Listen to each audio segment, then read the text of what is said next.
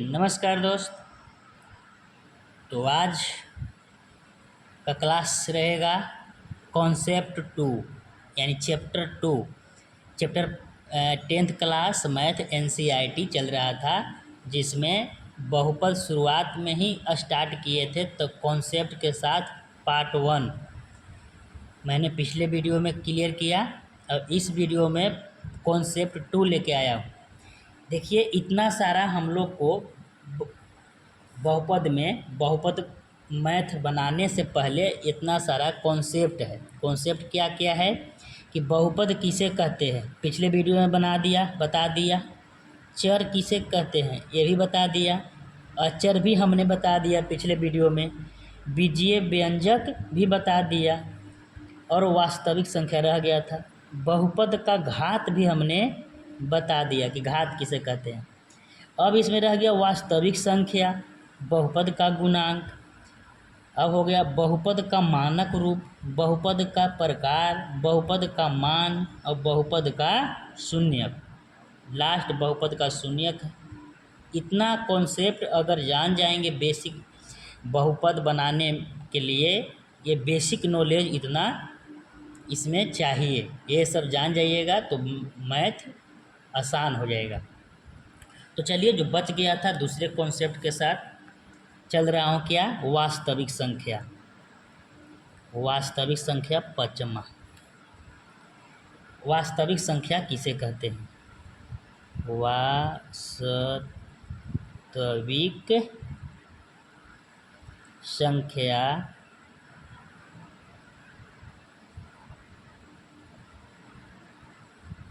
किसे कहते हैं?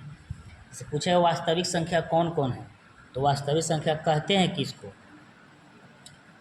तो चलिए, वैसी संख्या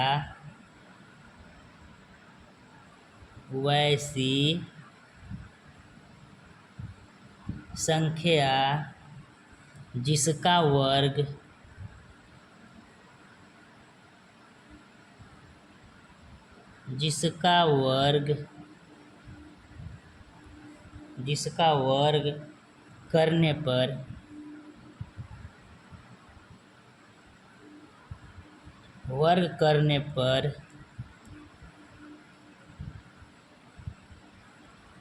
धनात्मक संख्या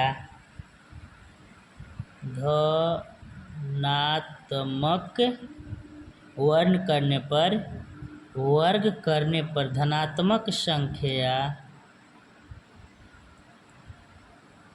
या शून्य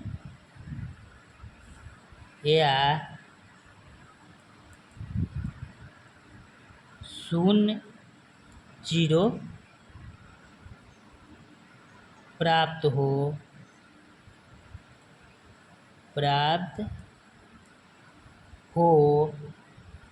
उसे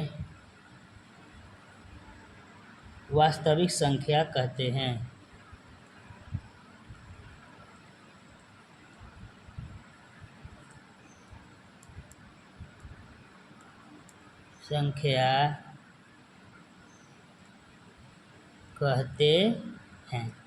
क्या बोला? वास्तविक संख्या का परिभाषा जैसे कह रहा है कि वैसी संख्या जिसका वर्ग करने पर, वर्ग माने स्क्वायर करने पर, किसी भी संख्या के स्क्वायर करने पर धनात्मक संख्या या शून्य प्राप्त हो। यानी धनात्मक संख्या का मतलब क्या होता है? कुछ भी 1 2 3 4 5 कुछ भी आए वर्ग करने पर। मान लो 2 के वर्ग करेंगे, 2 दूनी 4, यानी कुछ भी संख्या आए, यानी धनात्मक आना चाहिए, ऋणात्मक नहीं। और जीरो भी आ सकता है, समझ गए? जीरो प्राप्त हो उसे वास्तविक संख्या कहते हैं। यानी किसी भी संख्या को वर्ग करें तो किसी भी धनात्मक संख्या को वर्ग करे तो क्या आ जाए? वैसी संख्या जिसका वर्ग करने पर, कोई भी संख्या को वर्ग करे तो एक धनात्मक संख्या प्राप्त हो और दूसरा जीरो भी प्राप्त हो। तो जैसे जैसे क्या, जैसे कौन कौन हो सकता है, जैसे मान लीजिए कि 1 के स्क्वायर करेंगे तो 1 का स्क्वायर करेंगे तो 1 होगा। जैसे 2 के स्क्वायर करेंगे तो 2 दूनी 4। जैसे √2 के स्क्वायर करेंगे तो √2 गुने √2, स्क्वायर का मतलब होता है 2 बार। तो √2 और 2 जब करेंगे तो 2 रूट है तो 1 रूट और 2 दूनी अंदर अंदर गुना हो तो 2 दूनी 4 और √4 का वर्गमूल होता है 2। एक और ले लेते हैं, माइनस अगर 2 का स्क्वायर करेंगे तो वैसे ही -2 गुने -2 और गुना में माइनस माइनस होता है प्लस और 2 दूनी 4। तो ये सब जो स्क्वायर करने पर जो धनात्मक आ रहा है या शून्य भी आ सकता है, ये सब इसको क्या कहेंगे, वास्तविक संख्या। बात समझ में आई कि वास्तविक संख्या किसको कहते हैं।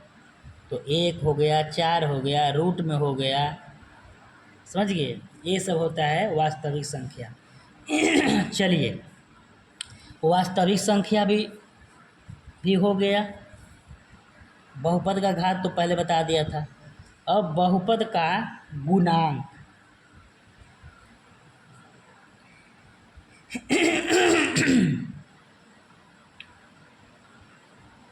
चलिए, बहुपद के गुणांक से सबसे पहले बहुपद का मानक रूप बता देते हैं। क्या, बहुपद के मानक रूप।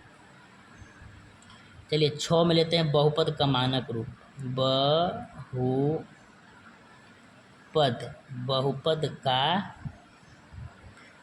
मानक रूप। तो मानक रूप क्या होता है।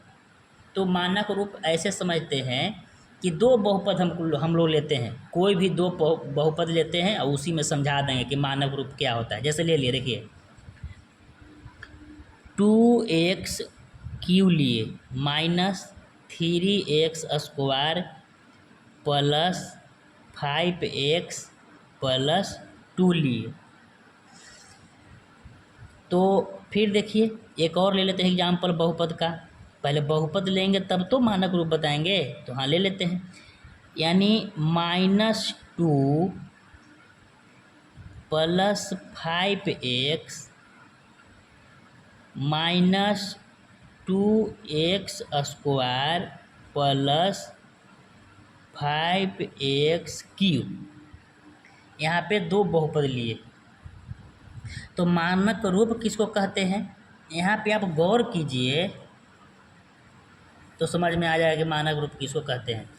देखिए कि यहाँ जो है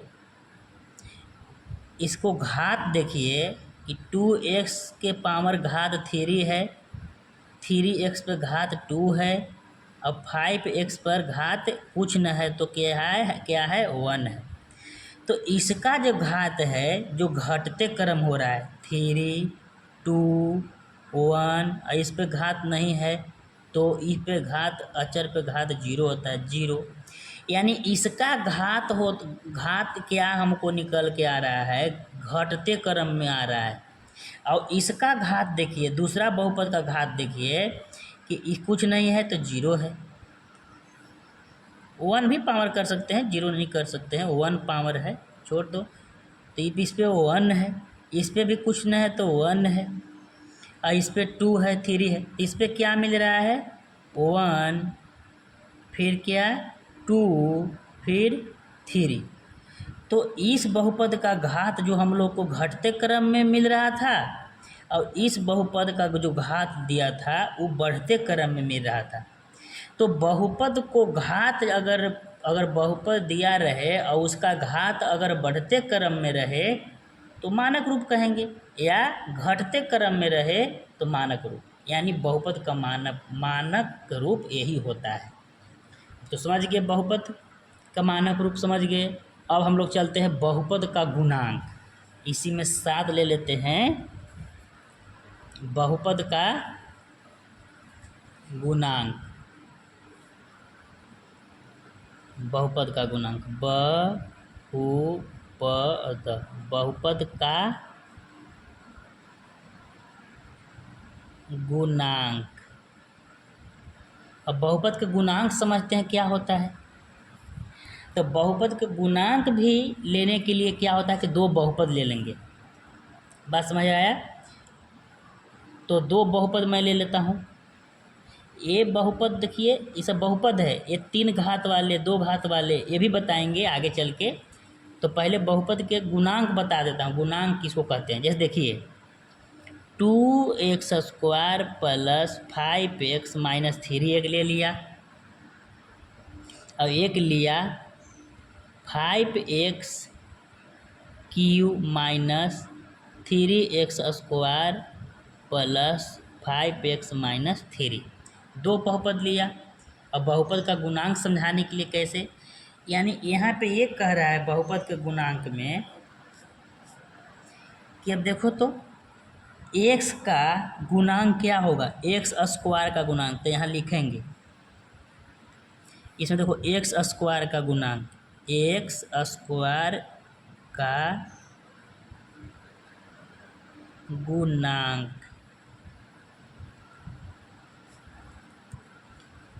यानी x² का गुणांक क्या, यानी इसका मतलब ये कह रहा है कि x² के गुणा में देखो तो 2x², तो बीच में कुछ ही होगा, गुना होता है। तो x² का गुणांक 2 है, कितना है 2 है। इसी प्रकार से कह रहा है कि x का गुणांक क्या होगा, x का गुणांक क्या होगा। तो x के गुणांक क्या है 5 है। इसमें भी चलते हैं इसी प्रकार से। अब यहाँ बोलेगा कि x³ का गुणांक क्या होगा, x³ का गुणांक क्या होगा। तो क्या होगा, x³ का गुणांक 5 होगा। फिर इसी में ले लगा फिर x² का गुणांक क्या होगा, x² का गुणांक क्या होगा। तो x² के गुणांक गुना में क्या है -3 होगा, -3 होगा। अब फिर बोलेगा कि x का गुणांक क्या होगा, x का, तो x का क्या होगा, x के साथ क्या है 5 है, 5 है। तो हम लोग इतना चीज़ समझे क्या कि बहुपद इसमें समझे कि वास्तविक संख्या क्या है, बहुपद का मानक रूप किसे कहते हैं, बहुपद का गुणांक किसे कहते हैं। तो हम लोग समझे इतना। अब क्या चलते हैं, चलिए बहुपद का गुणांक भी क्लियर हो गया, बहुपद का मानक रूप भी खत्म हो गया। अब बहुपद का प्रकार चलेंगे, क्या, बहुपद का प्रकार। चलिए तो इधर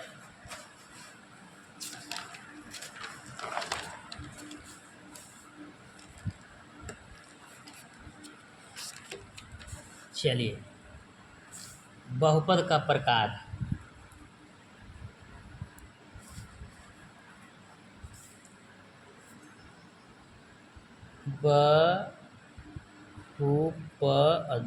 बहुपद का प्रकार। अब चलेंगे बहुपद का प्रकार। तो बहुपद का जो प्रकार होता है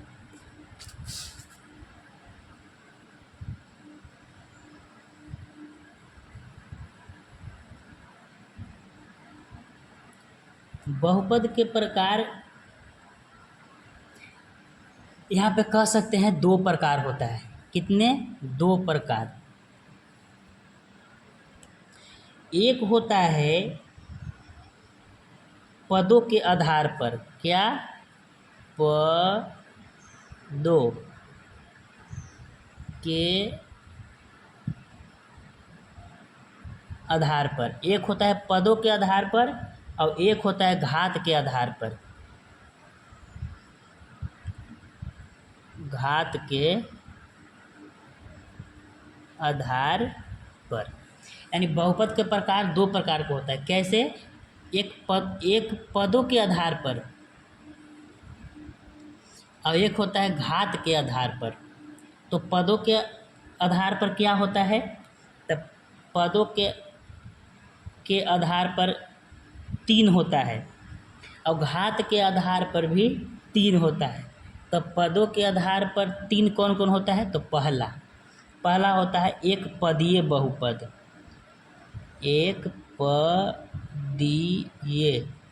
पदीय बहुपद। दूसरा क्या है? द्विपदीय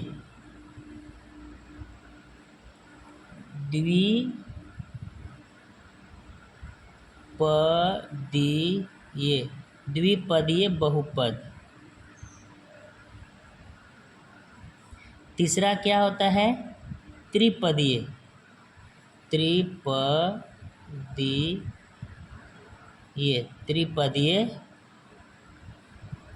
बहुपद। अब देखिए इन पदों के आधार पर तो कितना 3 गो हो गया, एक पदीय, द्विपदीय और त्रिपदीय। अब इसको एग्जाम्पल भी दे देते हैं। एक पदीय क्या होता है? एक पदीय जब बोला, इधर ले लेते हैं। एक पदीय का मतलब होता है, ऐसे दोनों की एग्जाम्पल ले लेता हूँ इन्हें कि समझ जाए आप लोग। तो एक पदीय होता है जैसे 2x 3x, ये सब एक पदीय हुआ। और द्विपदीय क्या होता है? तो द्विपदीय में ले लेता हूँ जैसे 2x + 1, ये द्विपदीय होता है। और त्रिपदीय किसको बोलते हैं? तो त्रिपदीय बोल सकते हैं 3x + 2x + 1, यानी 2x 5x 6x ये सब होता है एक पदीय। और 2x + 1 चाहे 2x + 2 ये द्विपदीय होता है। और 3x + 2x + 1 चाहे 3x² + 2x + 1 ये सब होता है त्रिपदीय। अब चलते हैं घात के आधार पर। तो घात के आधार पर होता है 3, कौन कौन? तो पहला रैखिक बहुपद, रैखिक बहुपद। रैखिक बहुपद, तो रैखिक बहुपद किसको बोलते हैं? जिस पे घात नहीं हो उसको रैखिक बहुपद बोलते हैं। तो देखिए जैसे रहेगा 2x + 1, इसको क्या बोलेंगे? रैखिक। एक और ले लेते हैं एग्जाम्पल, जैसे 3x + 2, ये सब जो होता है इसे रैखिक बहुपद कहलाते हैं। इस पे घात कुछ नहीं है तो क्या है? 1। जिसका घात 1 हो उसको बोलते हैं रैखिक बहुपद या एक पदीय बहुपद भी बोल सकते हैं। तो ये रैखिक में आता है जिसका घात कुछ न हो तो 1 होता है। अब दूसरा लेते हैं, दूसरा होता है द्विघात,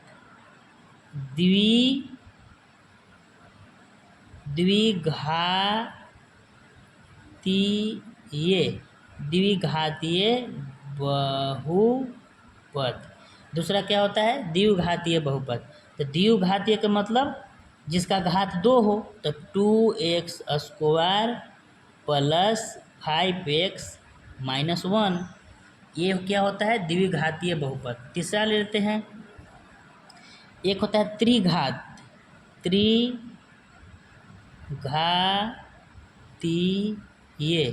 त्रिघातीय बहुपद। त्रिघातीय किसको बोल सकते हैं? जो 3 घात का रहे, 3x³ + 2x² + 5x - 2, यानी जिसका एक घात हो उसको बोलते हैं रैखिक बहुपद। जिस पे 2 घात हो, अधिकतम 2 घात हो, उसको बोलते हैं द्विघातीय बहुपद। और जिसका घात 2 से अधिक हो यानी 3 हो उसको बोलते हैं त्रिघातीय बहुपद। तो यह क्या समझे कि बहुपद का प्रकार क्या होता है? तो बहुपद का प्रकार था 2 प्रकार का, यानी पद के आधार पर और घात के आधार पर।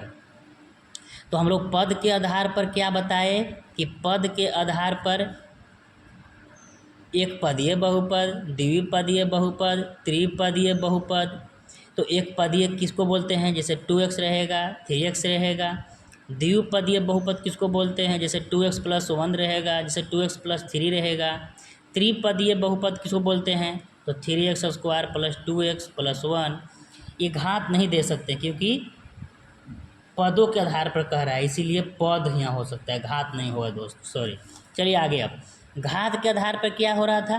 तो रैखिक बहुपद किसको बोलते हैं? जो जिसका घात 1 हो, 2x+1 जैसे 3x+2। और द्विघातीय बहुपद किसको बोलते हैं? जिसका घात 2 हो, 2x², देखो 2 घात है, प्लस 5x-1। तीसरा में क्या? त्रिघातीय बहुपद किसको बोलते हैं? जिसका घात 3 हो, 2 भी हो, इसको बोलते हैं त्रिघातीय बहुपद। तो मैं उम्मीद करता हूँ कि आप लोग यहाँ तक समझे होंगे। तो चलिए नेक्स्ट बचा कौन कौन? तो 2 और बचा है, उसको भी नेक्स्ट क्लास में मैं लेके आऊँगा। ये वीडियो बहुपद बनाने से पहले 3 पार्ट जो होगा, जो कॉन्सेप्ट होगा, और कॉन्सेप्ट आप समझ जाएंगे तो मैथ एकदम ईजी हो जाएगा। चलिए, तो बहुत बहुत धन्यवाद। एक वीडियो और आएगा बहुपद के बेसिक नॉलेज के साथ।